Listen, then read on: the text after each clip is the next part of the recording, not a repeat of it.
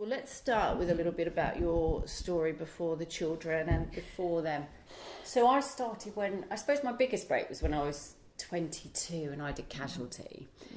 So I went into that series for 3 years, I think it was, which was brilliant. And it was an amazing job to do profile-wise. And also it was a great training ground for me because I hadn't done telly before. And I was there for 3 years and it just felt the right time to move on. So I decided to leave. And I told our producers a year before, I said, I want this to be my last year, which is quite a brave thing to do, to put yourself out of work. But I was like 25 and I was like, I didn't become an actor to sit in one job for the rest of my life. And I was very lucky. I had a really good exit story and I auditioned. Even though you were on primetime television, you still thought there's more. Probably now in hindsight, you don't appreciate it at the time. You just go, oh yeah, it's just work because you're so in it and there's no time to reflect or back on it and to see what your achievements are. You're just in it and you're doing it. And I had a ball. I absolutely loved it. And what did you do next? So from that, at ripe old age of 25, I went and auditioned for what was then going to be a pilot called Waking the Dead. I went and auditioned for it and it was a brilliant story. And at the end of the pilot, the character I was reading for gets killed by a serial killer. I was like, oh yeah, this is juicy. This is what I want to do. So we did it. And by the time they cast it, when they got all the cast together, the exec producer at the time, Mal Young, said, it's just too brilliant a cast. We can't kill you off. And I think only then did they think, actually, this could go to series. So they wanted to keep the 5 of us together. So they rewrote the ending that my character didn't die. And so I then went on to Waking the Dead for 4 years. So, what sort of hours were you doing? Crazy hours. You were always in makeup for 7. So depending on where you were filming, you might be picked up at 5:30, 6 o'clock. You would film until 7 o'clock in the evening. But, I suppose I was young and you just had the energy for that. Yeah. And again, they were really, it was everything I wanted to do. I really had become an actress because I loved Prime Suspect. I loved Helen Mirren. I thought it was the most fantastic female role model. I just thought it was iconic and I was like, that is what I want to do. So for me, Waking the Dead was sort of my Prime Suspect. I was like, this is what I wanted to do. And I had a brilliant time doing it, but it just became longer and longer. So we started off filming, we would film, I think, 5 months a year, and then each year BBC would want more. So they'd go, actually, can we have another 4 episodes? Can we have another 6 episodes? And so towards the end, I was filming 9-10 months of a year, which is quite a long time to retain those hours. Yeah. And you don't have holidays. You don't not like normal people. They don't say, oh, you can all have 2 weeks off in the summer. You don't. You just keep going. And you've got to remember all the scripts. So you've got to do when you're off camera, you're probably... So as soon as you finish work, I would quite often go home and then I would literally have dinner and look at my lines for the next day. So you never really switch off. But then for me, it really got to the point where I was like, okay, I was starting to feel less challenged. My character wasn't getting written for. And so it just became incredibly frustrating for me, to open scripts and go, oh, I've got 4 lines in this episode. And you go, this is not what I'm here for. This isn't challenging. The money was amazing. And you kind of go, and I bought a flat in London and it was brilliant. And I was like, gosh, I am so lucky that I've been able to do this. But I was like, but my life isn't about money. I don't want it. It's about fulfillment. And it wasn't fulfilling me. They all had children. I was the only one who didn't have children. So I had no dependents. So I felt justified in putting myself out of work because I was like, I'm not responsible for anyone other than myself. So I can do that. And, Will, I know, had kids and he was like, I'm the breadwinner. And he stayed for 10 years. I don't think he really had a choice. And now, as a mum, at 43, I get that. I totally get that. If I ended up in a series, I would struggle because I would feel obligated, partly financially, because we've got kids. So I can understand people's choices and it changes. Well, you effectively had 2 jobs for a decade, really, didn't you? Yes. Between Casualty and Waking the Dead. Casualty, Waking the Dead, so 22 to 29, and I had a fallow period of about a year where I didn't work, and I was like, oh my God, what have I done? Was it nerve-wracking? It was. I mean, to start with, it was all right. I was very lucky financially. I was secure, so I was like, okay, this isn't terrible, but it was very frustrating. Really frustrating. You weren't doing what you loved. So I kind of went off and I went to a life coach at this point in my life because I was like, there's got to be more to life than this, than just work. And she was brilliant at challenging what I wanted to do. So I then went off and ran the New York Marathon.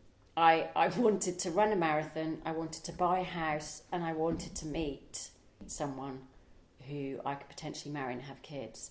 And in those 6 months, I did all 3. Nice. And that was through, I think, the life coach, because you become very focused. How did the life coach get you to see things differently? I think it was such a simple thing. It was a pie chart. And she said, I want you to draw a pie chart for me. And she said, and I want you to divide it up into sections, big ones, small ones, whatever you think, of what is in your life, where it is at the moment. So for me at that point, work was a massive pie chart.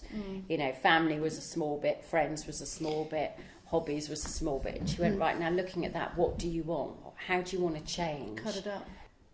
And it was only really through her challenging me that I suddenly thought, I really want to see my friends more, and I want to spend more time with my family, and I want more challenges in my life. I've always been someone who wants...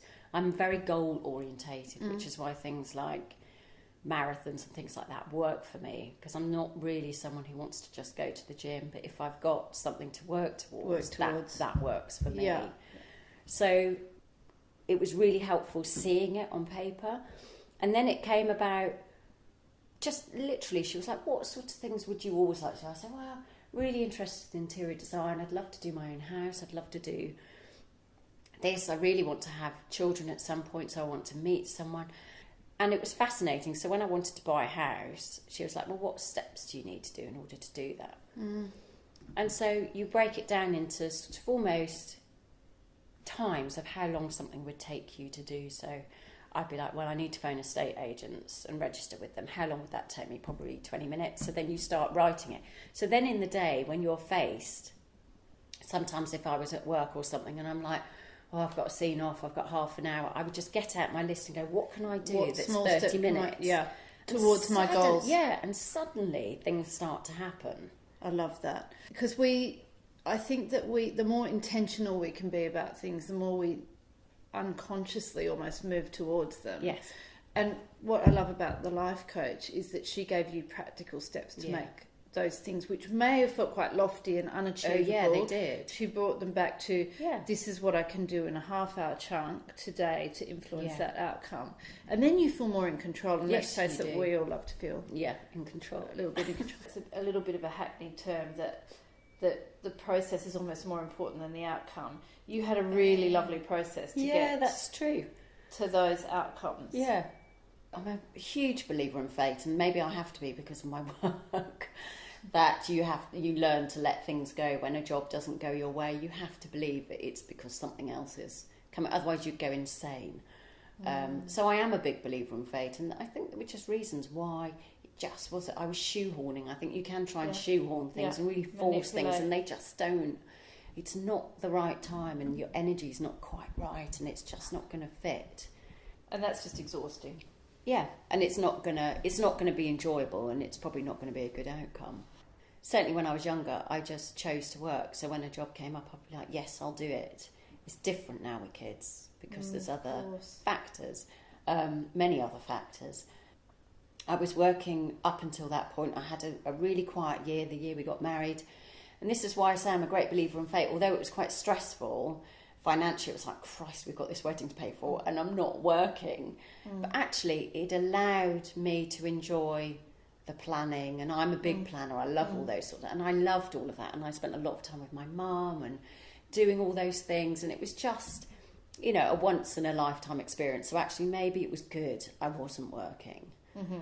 And we enjoyed that, and we went away on honeymoon and we came back, and then I went and spoke with the producers of the bill, and they offered me a part in that. And I was like, because the year before had been really quiet, I was like, I need to work. I was like, yeah, great, thank you very much, I'll do it. So I was with them for 8 months, and then I fell pregnant. So that was amazing. And I'm really lucky because... Did you work through your pregnancy? Yes, but you see, I was lucky because it was effectively... I was an employee. I wasn't self-employed because it was through a company. So I was paid maternity leave. When any other acting job, you would not get this. But because they were their own company, you are effectively an employee. And also really lucky to film through, because I didn't want to stop working. I felt really great, really well. I didn't show until I was sort of 5-6 months. And then, Amelia came along, and that changed everything as it does. Probably in more ways than one, that she was a baby that never slept. It was a very painful period, a very difficult period. So what I suppose we had anticipated as being a joyful, lovely, bonding, happy time was incredibly difficult. Very, very difficult. And not quite the utopia that you... Not at all, no. Not quite we still, within that you still have beautiful moments where you adore them and love them, but you are just so tired. It's like being permanently jet lagged. Did you work between the two girls? Yes. So after we'd had Amelia... literally almost a year to the day, it was incredible. A year to the day, I then did an episode of Hustle, which was great, and then I went straight on to a 3-parter with John Sim and Jim Broadbent and Olivia Colman, which was amazing, up in Manchester. So that was my first time away from Amelia. But bearing in mind she still wasn't sleeping at this point. How did that feel, though? Did you feel like, I'm back, or were you just consumed with worry about what was going on? No, I really wasn't. I was so ready to go back to work. Yeah. I just was so tired, so exhausted, so unfulfilled creatively, could barely function. And actually I just felt I need some time out of this. I need to recharge. And in a weird way... Most people say, the hardest thing is being a parent. It is the most exhausting thing. Absolutely. And I used to find going to work was my holiday. It was a break. Yeah. Because when you go to work as an actor, you get in the morning, someone gets you breakfast, they get you a cup of tea, someone puts your makeup on, they do your hair, you get to sit in your trailer you go, God, I could just have a nap now, at like 9:30 in the morning, I think I'll just have a nap. Dreamy. You just kind of go, it was just like a utopia. I was just like, this is heaven. But I think I coped with it also because I think the whole shoot was only 6 weeks and it was in Manchester. But I was up and down on the train. So I might be away for a couple of nights and then I'll be back. And then I'll be away for 3 nights and then I'll be back. So it was probably quite a good introduction back into work. Because I think had it been a complete rip you apart for 6, I think that would have been quite tricky. And by chance, Olivia Colman, who was on that job with me, and we were chatting away and I was talking about the lack of sleep, and she had 2 boys at the time. And she said, a friend of mine used this sleep special. I was like, Livy, we've used so many sleeps. I said, apparently she was really good. I said, look, I'll take anyone's number. And I phoned this lady, Andrea Grace, and she was amazing. And she came down and she spent an evening with us, and she just instilled this confidence back in us. And she came up with a schedule. Now, we all love a schedule. And she was like, this is what you need to do. And she said, and you call me 3 times a week. And she supported us for a month. And I'm not joking, within 2 nights, she was sleeping through. But I think it's permission, and I think it happens all the time with us as women, that we don't give ourselves permission to do the things that we really know instinctively are right. Yeah. And so I just missed out on so much. I felt so isolated, so isolated. But then you got back in the saddle. Got back into work, which was lovely. It was a massive boost for my confidence. It was like one of those jobs that everyone was fighting for. It was a really top job. And I was just like, yes, got it. Really enjoyed it. Had a great time on it. And I was really, really, really good friends with my agent. And as friends, he'd sort of said, and at this point, I think now Amelia was sleeping, we were going to try for another one. And he was saying, oh, you know, how's Amelia? Blah, blah. I was like, oh, she's great, she's sleeping, blah, blah, blah. He said, oh, do you think you'll have any more? And this was as a friend, and I went, yeah, we are gonna try for another one. It'd be lovely to have another one. He was like, oh, that's lovely. 2 weeks later, or however long it was, he emailed me saying, I can no longer represent you. No. At this point, I'd just had a miscarriage, so I was on the floor anyway. And then he just dumped this shit on me, and I was like, wait a minute, I've been with you for 15 years. And it wasn't about him saying I can't represent you, because I understood that he was winding down. He didn't want to represent a lot of clients, and that's fair enough. But I felt very manipulated, like he had tested to see, because I'd had a year out with Amelia. He obviously thought, if she's going to have more kids, I'm not going to get any money from her.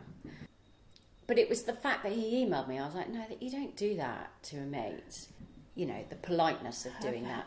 And honest. So I was just on the floor, confidence-wise, because, as I said, we just had a miscarriage. He just dumped me, and I was just like, right.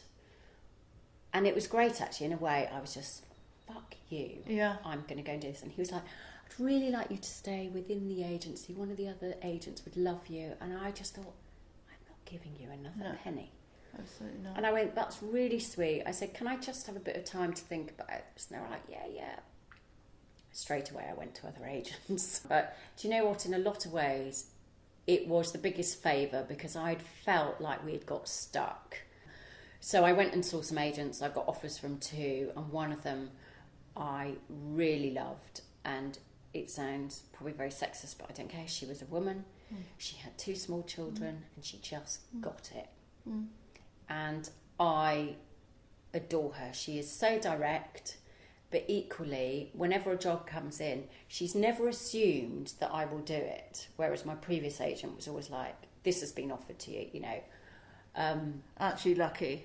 Yeah, you need to do it. Whereas she was always like, I don't know if this is going to work for you because of the girls. I don't know whether you're going to be able to fit it in.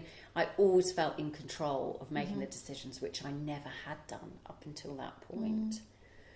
So I went with her. We lost another baby in the meantime. So it was just like, it was quite a weird time. But I had my agent, and she was brilliant. And then I fell pregnant again, and I'd said to Craig, you know, if we lose this one, I just need a break. I can't. I felt like we'd spent a whole year trying to get pregnant and lose it, and I was just mentally knackered. So I got to about 10 weeks, and then I went up for a meeting for a series. I went up for the job, and I hadn't told my agent I was 10 weeks pregnant, because actually legally you don't have to. No, absolutely not. And also because we'd lost them, I thought, I'm just not going to say anything, because what's the point? And I got offered the job, and I thought, ooh. How long was it? The job was going to be about 6 months, and I thought, ooh, I'll be about 9 months pregnant by the end of it. They might notice. Could you have bought a large jumper at the end? My agent phoned me and she said, great news, you've been offered the job. I was like, that is brilliant. I'm so excited. I said, now, I do just need to tell you something. And she was like, okay. I was like, I'm 10 weeks pregnant. She was like, right, okay. I was like, but I didn't tell you because of X, Y, and Z. And she said, well, actually, legally, we don't have to tell them now. She was just brilliant. She was like, don't worry about it. We don't have to tell them. She got it. But by the time the contracts were being drawn up and what have you, I was getting close to 12 weeks, and I'd had the scan and it all looked good. And she said, we need to tell them now. I was like, okay, that's fine. We hadn't signed contracts at that point. So she went and told them, and they went, okay, let us just think that one over, because obviously the character wasn't meant to be pregnant. They said, we'll get back to you. Well, it was radio silence for about a week, and even my agent said, this doesn't look good. I was like, but they can't retract an offer now knowing I'm pregnant. They can't. Anyway, it all was fine. It went ahead. They were brilliant. And again, I was just so lucky to be able to work through my pregnancy, because had it been 2 weeks later, I would have had to have disclosed that. Or if I'd been at a meeting 4 months pregnant and they'd seen, they can just say, oh, you're not right for the part, knowing full well you're pregnant. I love it. So Amelia was at home with Craig, and I was back and forth on the train. Felt quite nice because creatively I was being challenged. I felt like I wasn't being signed off because I'm pregnant and I can't work, and financially, you know, the reality is in my job I can do a shorter job than Craig and earn more money than him. So whenever I was offered telly stuff, it made absolute sense that I took it.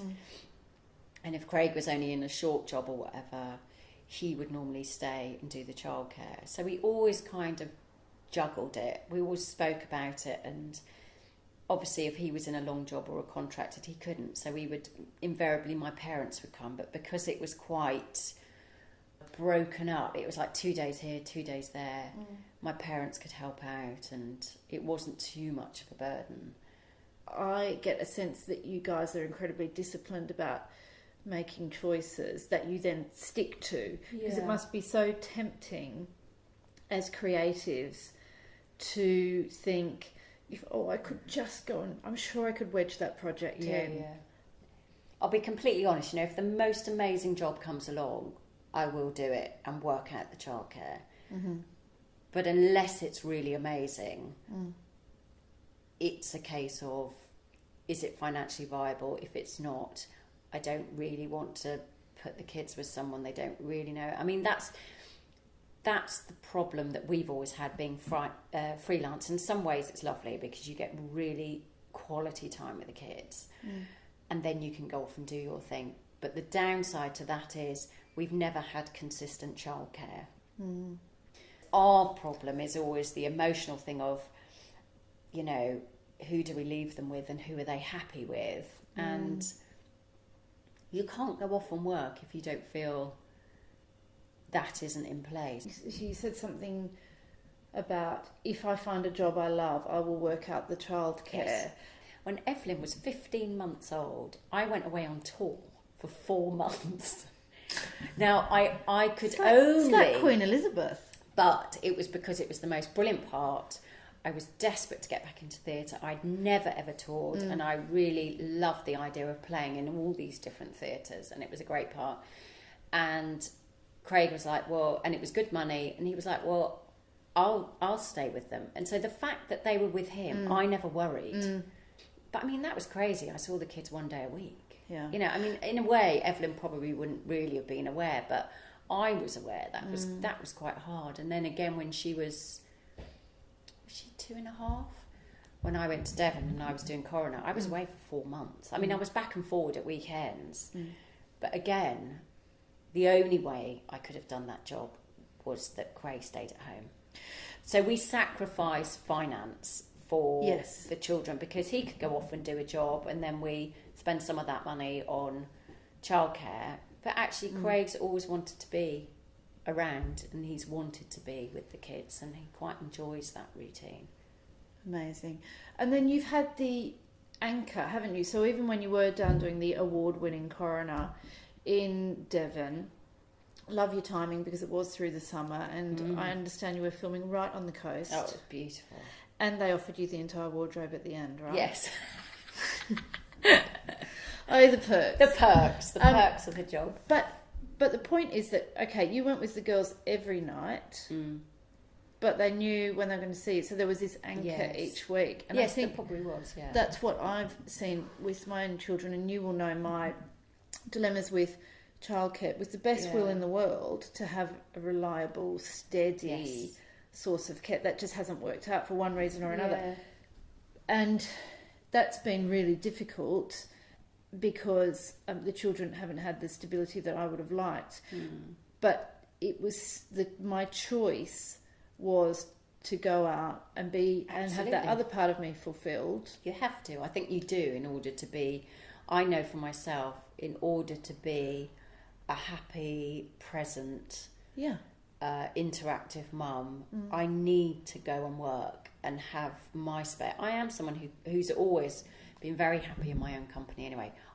I need my space, and I find my space in work, weirdly. And then you are more capable of coming home, throwing your bag down, jumping on the rug. Yeah. Whereas if you're at home worrying about childcare and making everything perfect and then not getting out to have the other side of you fulfilled, the children just get the best of you. Absolutely. It might be, and also, you know, on a much bigger level, I have 2 girls. I want them to see what I get out of work. I want them to see the love I have for the job I do, and how fulfilling that can be, and what that gives me, and for them to then aspire to do something that really fulfills them, and that it's okay. We are a working mother's generation, whereas our parents weren't. My mum certainly wasn't. She stayed at home and raised us. You know, it will be the norm for our children to see that actually both parents work. I mean, we won't know what effect that has till they all grow up, and then they might revert back to our parents and go, oh, well, no, I'm staying at home because I hated it when my mum went to work. You don't know. Yeah. But you have to be true to yourself and live the life that's going to make you happy. Otherwise, you will. You know, my mum always used to say that, because I'd be like, oh, you know, we were going to go to LA when I was pregnant with Amelia, and I just thought, I was like, I can't do this to my parents. My mum has waited so long for a grandchild, but she was like, but you have to live your life. You can't live it around us. But we chose to stay in the end. For us, we were like, actually, no, we want to be around with them, and we want them to have that experience, and that again was more important to us than living in another country. It was our girls experiencing their grandparents and forming a relationship, and how important that is. Everything's choice, isn't it? There's always compromise. There's always something that you have to give up. I've got a final question for you about how you handle the rejection of audition. Do you know what? It's funny. Has it got easier? No, it's got harder. Right. It's got harder. I think in my 20s I was probably far more resilient, because also you've just got all that time ahead of you. Yeah. So there feels like there's so many more opportunities anyway. Mm-hmm. And actually, I mean, what I have learned is the older you get, that it becomes so much more than being the best actor for that part. Then you learn it becomes about, but they're casting your sister, they're casting your mum, and they've already cast them, and you don't look like them, or you're too tall for the guy we want to cast as your husband. It does get harder, because I feel, you know, and it's the reality of turning 40 is the opportunities become less. They do become less. That's just the way it is. So when you go for a meeting, it's even harder when you don't get it, because you're like, I don't know when the next chance is going to be. But what was brilliant is I went up for something a couple of weeks ago, and I was like, it's not the biggest part, but it's a really nice part, and I know I can do it. But sometimes auditions just don't go your way. You just don't hit it for whatever reason. Everybody has bad days. The frustrating thing with us is you normally only have 2 minutes. You don't get other days to make up for it. You have that 2 minutes and that's it. And I just got myself in a different mental state, and I read something that a casting director had written about preparing yourself for meetings, and all of the usual things I do. But the key thing that she said that I went into that meeting with: when you go into a meeting, remember you've already won it. The fact you're in the meeting, you are good enough. It's not about your acting. You've already passed that. And I just went in there with a different confidence, and I thought, oh yeah. And I just kind of relaxed and got that job. Now, whether it was to do with that or not, but it was a great lesson to me about getting yourself in the right mindset for it. And you are leaving an imprint, aren't you? Every time you do these auditions, as you said, the casting director now has you on their radar for another opportunity. Hopefully, yeah. And I've always felt that I've never beaten myself up. There's been millions of jobs that I haven't got, but my mantra has always been, so long as I leave feeling I've done the best I can, I can't do more than that, and I'm either right for it or I'm not. So I'm kind of cool with it, so long as I feel I leave and I go, yeah, I couldn't have done that any better. And then if I don't get it, it's out of my hands. It's the times where you walk away going, oh, I know I could, and I just wasn't present, and I didn't feel connected, and all of these things. But it's gone, and you have to let it go. There is nothing I can do about it. You've just got to move on. Yeah. And then all the really juicy character roles that we see. Okay, I know they're fewer and further between, but they're ahead of you, right? Yeah. If you look I hope so. I do feel there's a change. There's definitely a change. I think with the whole Me Too and Time's Up campaign, and I'm also involved in a campaign called ERA, which is Equal Representation for Actresses. And what we're fighting for is not about actresses per se, it's about equality across the board in our industry. The statistics that they've done in terms of the ratio of men to women on screen, it's 2-1 every time, which doesn't surprise me. But what did surprise me, in children's television, the ratio is even worse. It's 4 men to 1 woman. And you kind of go, as girls watching that, what are they being taught? That they're a minority, that they're not as important. And interestingly, when they were doing all the research across it, they found that all the kind of sort of key jobs in the programs that they were doing, like teachers, they were all men. Yeah. So it was all men in authority. So it's not even inspiring girls to become something professional. It was really and I felt a massive responsibility when I left there. I thought, even if it doesn't change for me and for my generation, I now feel a huge responsibility for my girls, that it changes and that they are given. And it's like, it's not even, people go, oh, I bet men feel really threatened at the moment. I'm like, but they shouldn't be. We're not asking to reverse that ratio. We're not asking for there to be more women than men. We're just asking for it to be the same. Yeah, exactly. And that is the same in terms of, they were saying, in female directors, and even in terms of background artists that you have, like supporting artists in crowd scenes, that they should be diverse, that they should have disabilities within there, they should have ethnic backgrounds, it should be across the board. And only when we start seeing that will that become the norm. So actually, in a way, I think it's quite an exciting time for women. I completely agree with you. I don't think that it could possibly stay the same when we look at what's happened, not just in the film industry, but in government, in our charities. There's too much of a groundswell now for things to stay the same. Yes. And Frances McDormand's speech was just epic, wasn't it? Yeah. And for you as an actress, it must have really resonated even more than it would for me just as a woman. Yeah. But I think also it's definitely given me a confidence to be heard, which is really interesting. Loads of actors write. I don't write. It's not really my thing. But recently I got really frustrated with the lack of work, and I thought, do you know what, I'm just going to come up with some ideas, because I now know enough people. I realised a lot of my friends in the industry are my mates. Why wouldn't I turn to them for advice or help or brainstorming? And started creating a drama, and I feel confident about it only because I'm centering it around women, and I think this is what people are going to want to see. They're going to now be like, even producers who want to make money, they're going to be going, we need to ride this wave and be really on trend, even if it's just to be seen like that. I think they're going to now start going, right, let's commission stories about women. Yes. So I feel now is the time to go, I've got this great story about women, it's about this, and this. I do feel like women are going to be heard more. Well, I heard the CEO of the National Theatre talking last week, and she was saying that the preeminent writers like David Hare have been typically relied on to come up with their content. So he will do a take on a Chekhov play, and that's what will feature at the National Theatre. Now they're becoming aware in their commissioning that they have to get women writing and they have to get the minorities writing.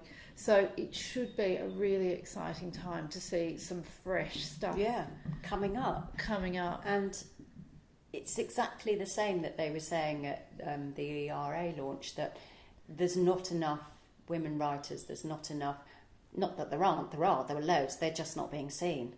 And when producers and exec producers are challenged on that and they're saying, why aren't you using more female? They're like, well, we can't find them. And they're like, bullshit. Yeah. They are here. Yeah. You're just choosing not to see them. You're just filtering them out. You're just choosing to choose that sort of top bracket, the people you know. And I've sort of made a promise to myself that with the project I'm trying to, if I can get it seen, but that I will choose to find a female writer. you're, whether you want to be or not, a figurehead for so many so it's really female funny, actresses behind you. When we were talking about that, I hadn't really sort of seen it that way. But as I said to you, I forget what my age is. I still feel like I'm a 20-year-old just starting out in the business, so my opinion's not important. I shouldn't offer my opinion on things. And recently I was just shooting Lucky Man with Jimmy Nesbitt. And invariably, when I've been a guest artist, you sort of go in and just, I'm such a yes person. The director will go, I'd like you to do this. And I'll go, yeah, great. And I won't change any of the lines. And I don't know where it came from, but we were trying to block this scene. So basically, Jimmy and I were running these lines. The director was there. And it didn't make sense.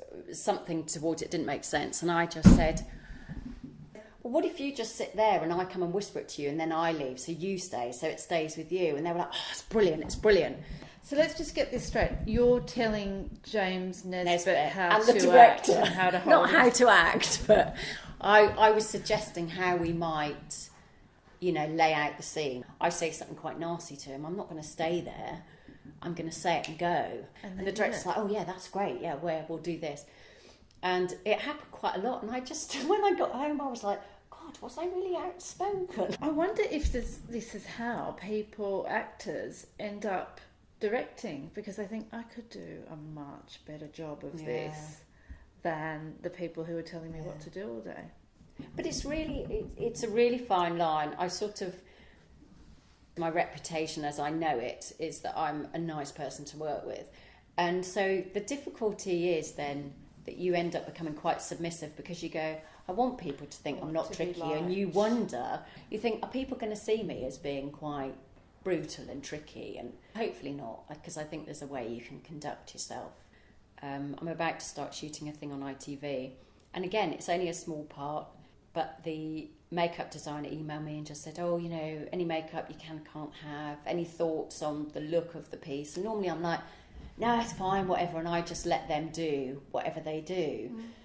And I was like, no, I just want her to be a bit more edgy. And I said, what if she just has like a little tattoo or something really discreet, that's just a bit edgy, just to show that she was a bit of a rebel when she was younger, and just have her hair a bit more like this? And she was like, I love that idea.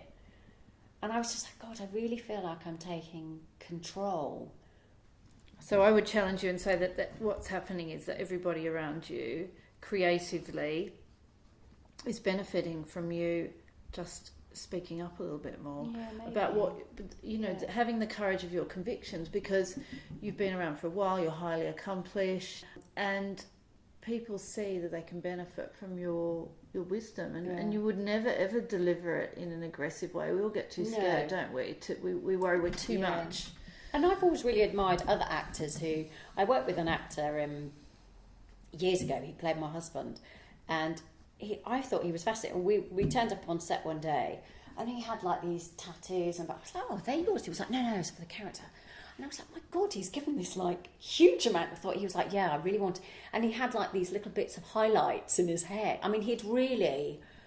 And again, it wasn't massive part. He was like, no, I see him like this. And I was like, that's so impressive that you've... And we had to get the train back from London, and he said, I see him as this sort of typical Manchester bloke, with these sort of pointy shoes and these sort of highlights. And as we were getting on the train, he went, oh, there, that's who I'm playing like this. And there was this guy, and I was like, I totally see who you mean now. Yeah. And I just thought, actually, what fun to play around with that and just do something a bit different. Okay, guys, so keep having fun. You're an inspiration, and I love that you're stepping up to the plate for us, and you're being a source of inspiration for other people. Where can we find out information about the ERA? So ERA 50/50, they have a website called Equal Representation for Actresses, and it's about changing the film industry and making women more relevant and bringing them into the foreground in terms of their stories, so in terms of writers, in terms of directors. So what can we see you on next? So shortly it will be Lucky Man on Sky. I'm not sure when that comes out. I think it'll be the spring. On Radio 4, I've just done a series called The Unforgiven, which is 5 parts. And then I'm just about to start shooting an ITV drama called Dark Heart. So that won't be out probably till the autumn, I don't think. So that means I'm not going to see you at drop off for a while. No, I'll be around. Thank you, Claire. You're amazing. Thank you.